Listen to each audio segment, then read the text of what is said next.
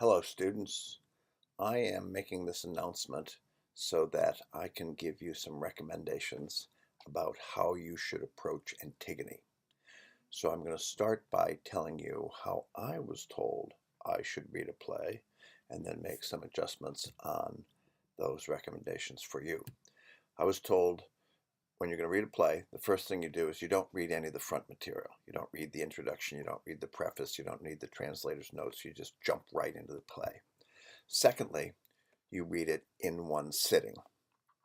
And then thirdly, you have to read it aloud.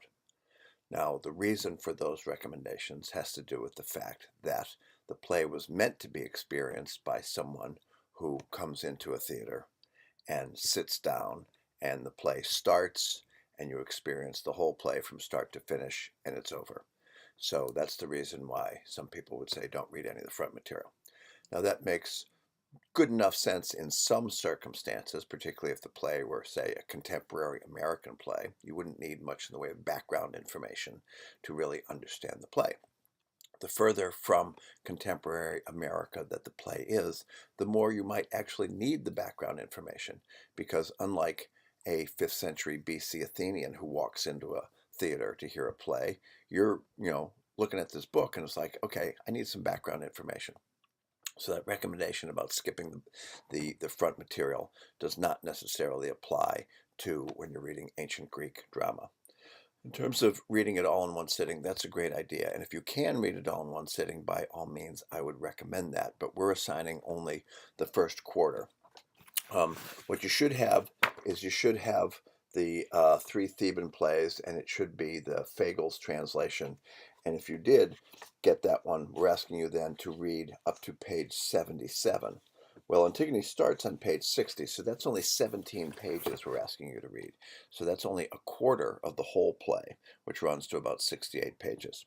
So if you could read it all in one sitting, great. If not, read the first quarter. And what that means is once you've gotten through page 77, it's sort of a logical chunk of the play to have read. But finally, the third thing, read it aloud. I'd say absolutely, you should definitely read it aloud.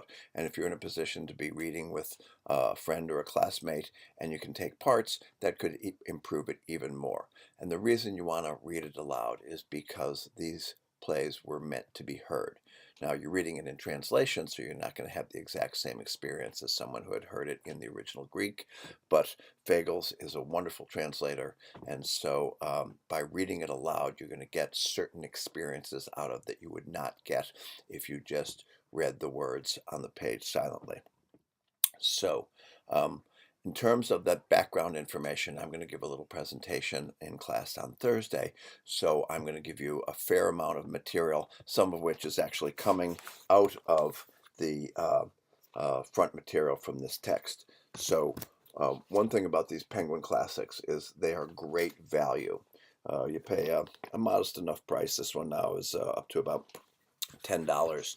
But the introductory material, which is written usually by some of the finest classicists at the finest American and British universities, is absolutely first rate. So if you want to read the introduction to the three Theban plays, by all means, go for it. If you want to read the introduction to Antigone, by all means, go for it.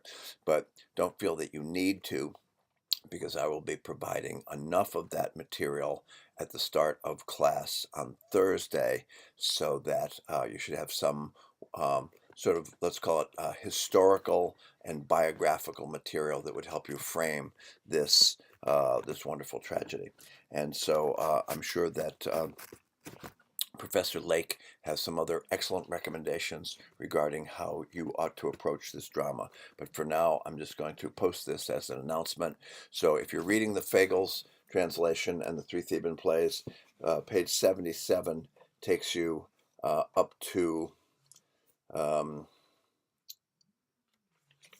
line 415 or 416. So if you're reading another translation and it has line numbers, you just need to go up to 416, which is the first quarter of Antigone. So I will save this, upload it to YouTube, and post it as a Canvas announcement. And I look forward to seeing you on Thursday, where we will jump into Antigone. Talk to you later.